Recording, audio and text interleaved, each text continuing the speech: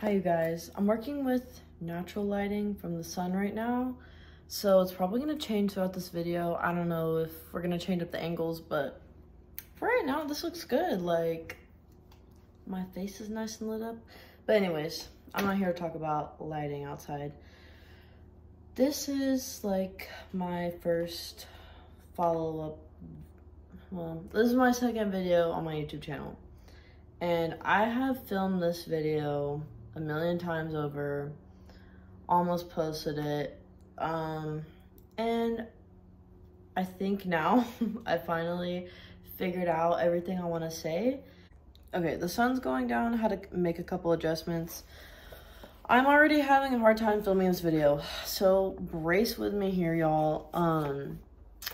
So let's just start from the last video. Like I said, in the last video, I had just moved out here to California, and I was all excited to go to UCSD and whatever, but in reality, I was going through a really hard time, and I was struggling a lot in that video.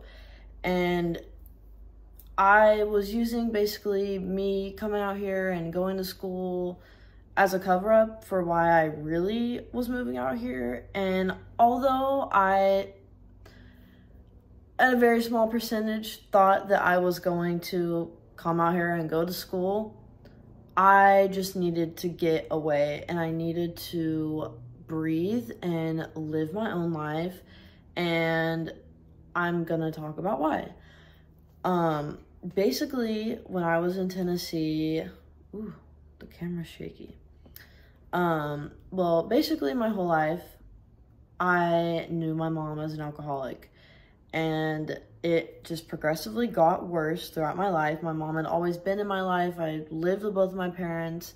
My mom was functional, owned a business, and, you know, was a parent, was a mom, was a good mom.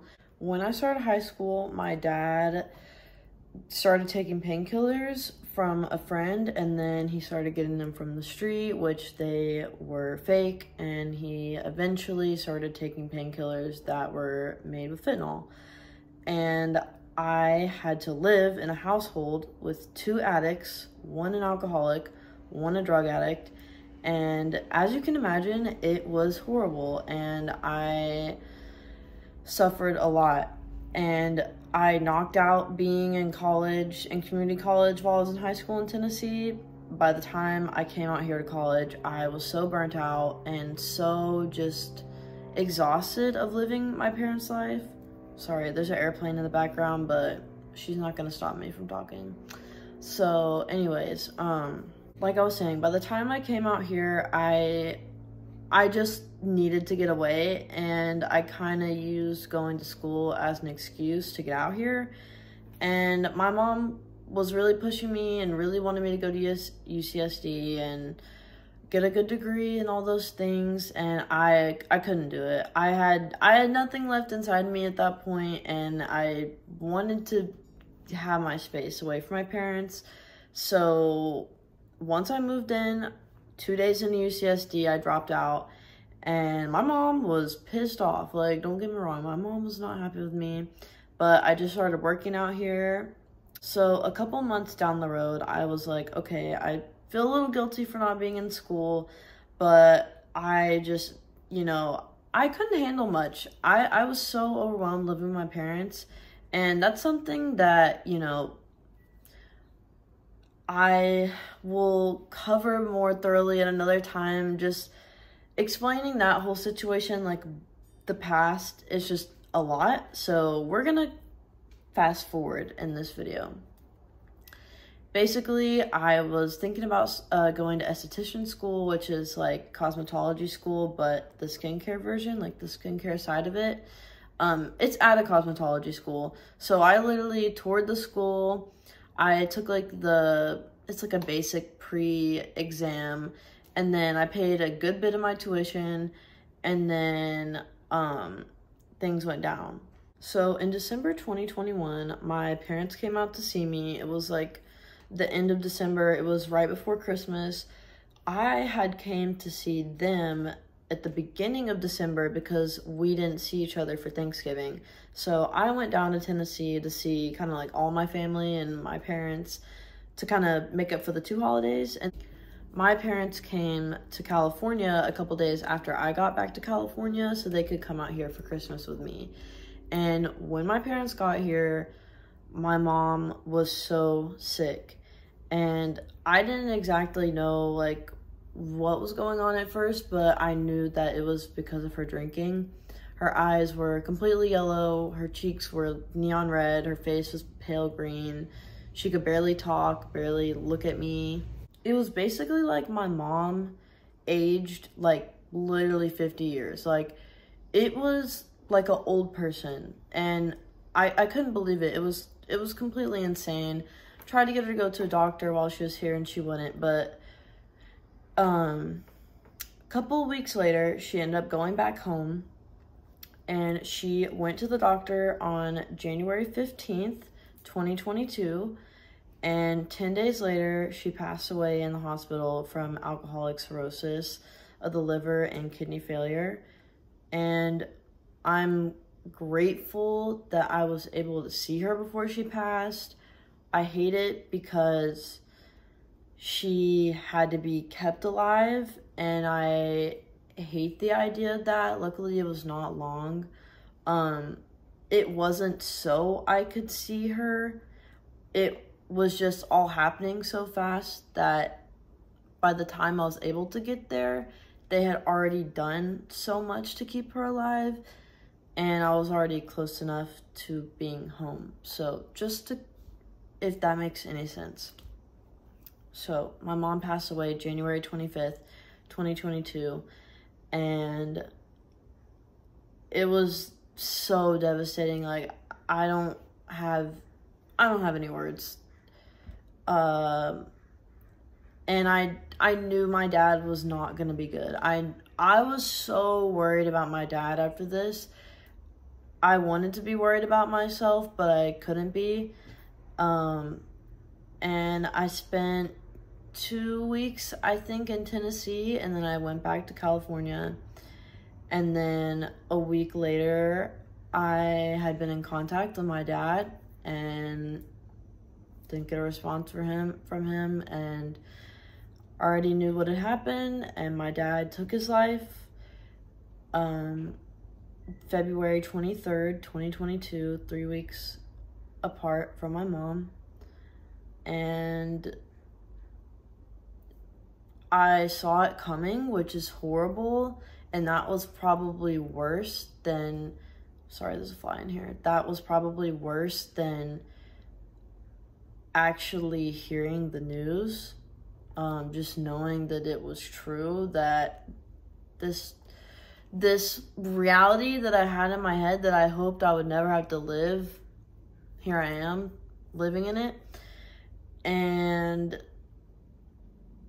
I mean, it's crazy that in the last video I was just like, yay, like, I was just so innocent, and I knew bad things were coming, but like, just the way that no one could tell, and the way I couldn't tell anyone.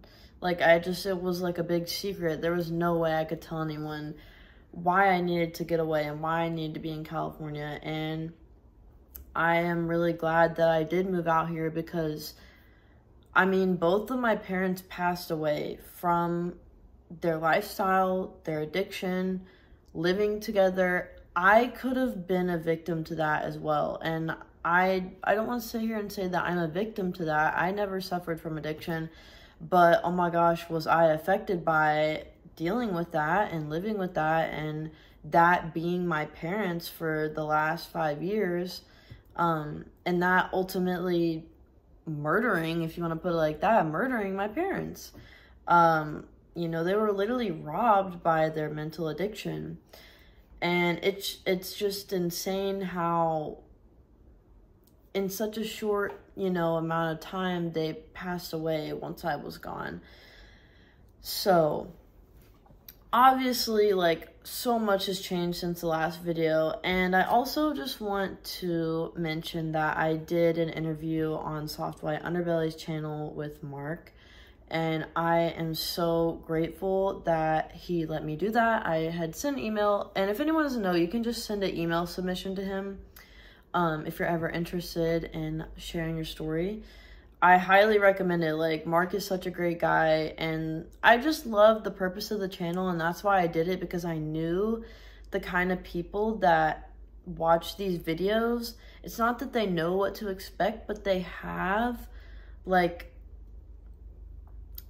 a perception that is a little more understanding, a little less judgmental, which me putting my information out into the world, I can't expect people to not share judgment, you know, but I was and am very grateful that I got a lot of positive feedback, and a lot of people were very understanding and very motivating, and a lot of people have come to my YouTube channel from that interview, and I just gotta say thank you. Like, thank you so much for watching that interview. Even if you didn't watch the whole interview, I know it's a long one.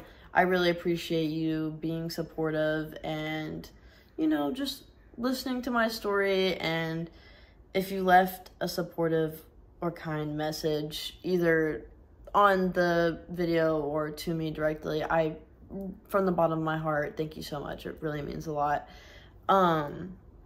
If you want to kind of hear more about my parents and my past and everything like that, definitely watch the Softlight Underbelly interview. I plan on using YouTube as a platform to talk about those things and share information on how I, you know, made it through living through that, and things I did to help me, things I'm doing now. My mom was 40 years old. I just turned 40. My dad was 46 years old. That is not that is not normal. Young people should not be passing away from mental illness and addiction, and it's sad, and it's something that is obviously very close to home to me and is very personal, and it's just something that I really want to push myself to work towards. You know, I don't exactly know what direction I want to go in it. I really like to write and things like that, to journal, so maybe I'll do something like that. I thought about a blog, but for right now, I kind of like the YouTube videos. I know it's a lot easier to sit and listen to something versus reading like an article or a book or something like that. So, oh man, we went over a lot, y'all. This light that's so harsh on my face, I can't escape it, so we're just gonna embrace it. So, I guess just to recap everything, I dropped out of UCSD, and my parents passed away shortly after. Now I'm here. I'm still here, and I'm still working. I'm not in school still because I've got way too much on my plate. I'm dealing with probate in Tennessee because my parents didn't have a will. There wasn't a trust. There was nothing left for me, basically nothing in my name.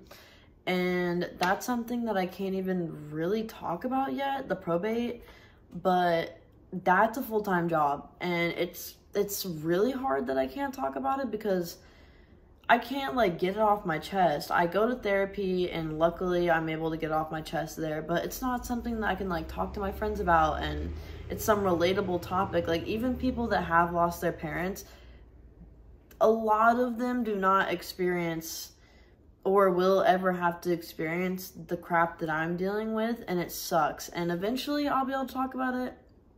That's not something I'm able to talk about right now, because it's a bunch of legal bullshit. But once we get done with all that, we will get there. But in the meantime, I do want to kind of do the advocacy type of thing and just be a voice for addicts and people who are suffering from mental health. Like, this shit is real. So that's pretty much it.